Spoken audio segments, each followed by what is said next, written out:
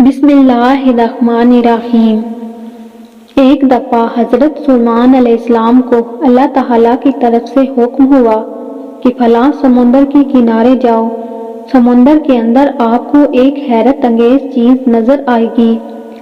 حضرت سلیمان علیہ السلام اپنے وزیر اور جنوں کو ساتھ لے کر اس سمندر کے کنارے پہنچ گئے۔ وہاں جا کر انہوں نے ارد گرد دیکھا تو ان کو کوئی چیز نظر نہ آئی۔ حضرت سلیمان علیہ السلام نے جنوں کو حکم دیا کہ سمندر کے اندر غوطہ لگا کر دیکھ کر آؤ، مجھے سمندر کے اندر کے حالات بتاؤ۔ جنوں نے اپنے آقا کے حکم کی تعمیل کرتے ہوئے سمندر کی گہرائی تک ڈبکی لگائی۔ جنوں نے سمندر سے باہر آ کر کہا کہ آقا، ہم نے سمندر کی تہہ تک نظر ماری ہے، ہم کو کوئی چیز نظر نہیں آئی۔ اس کے بعد حضرت سلیمان علیہ السلام نے جنوں کے دوسری گروپ کو کہا کہ تم غوطہ لگا کر دیکھو کہ سمندر کے اندر کوئی چیز ہے۔ دوسری گروپ نے بھی آ کر وہی بیان کیا جو پہلے گروپ نے بیان کیا تھا۔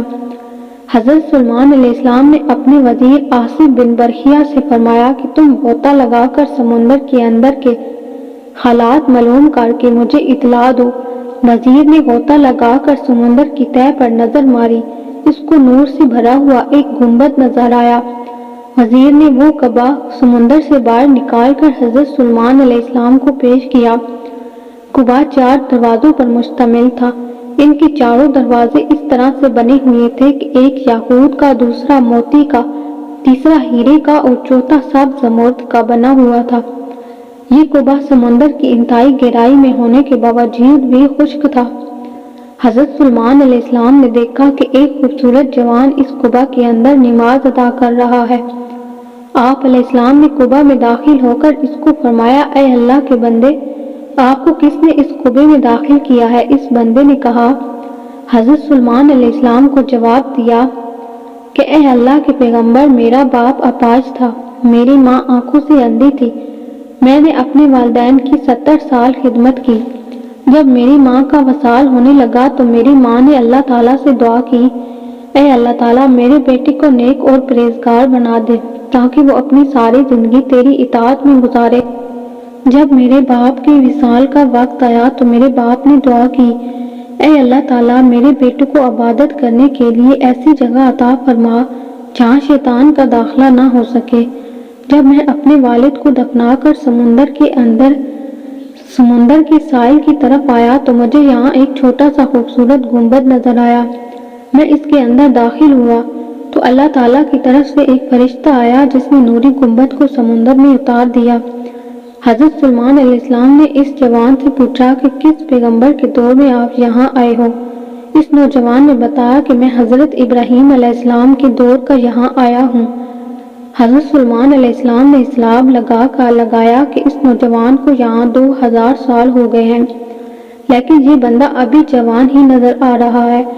آپ علیہ السلام نے اس نوجوان سے دریافت کیا کہ تم اس کعبہ کے اندر کیا کھا پی کر گزارا کرتے ہو؟ اس بندے نے جواب دیا کہ میرے پاس ایک سبز رنگ کا پرندہ اپنے منہ میں زرد رنگ کی کوئی چیز لے کر حاضر ہوتا ہے جس کا سائز انسانی دماغ کے برابر ہوتا ہے، وہ چیز بہت ہی مزیدار ہوتی ہے، اس طرح میں طرح کا مزہ ہوتا ہے اور میں اس کو کھا پی کر اپنی بھوک اور پیاس مٹاتا ہوں۔ حضرت سلیمان علیہ السلام نے اس نوجوان سے دریافت کیا، کیا تم ہمارے ساتھ جانا چاہتے ہو یا سمندر میں ہی رہنا چاہتے ہو؟ اس جوان نے جواب دیتے ہوئے کہا، اے اللہ کے پیغمبر، مجھے سمندر کے اندر ہی رہنا ہے۔ اس جوان کی بات سن کر حضرت سلیمان علیہ السلام نے اپنے وزیر کو حکم دیا کہ اس کعبہ کو وہاں ہی چھوڑاؤ جہاں سے تم نے اس کو اٹھایا ہے۔ حضرت سلیمان علیہ السلام کے حکم سے اس بندے کو وہاں ہی پہنچا دیا گیا۔ حضرت سلیمان علیہ السلام نے لوگوں سے مخاطب ہو کر فرمایا، لوگوں دیکھو والدین کی دعا کا کتنا اثر ہے، ہم سب کو اللہ تعالیٰ اپنے والدین کا فرمانبردار بنائے۔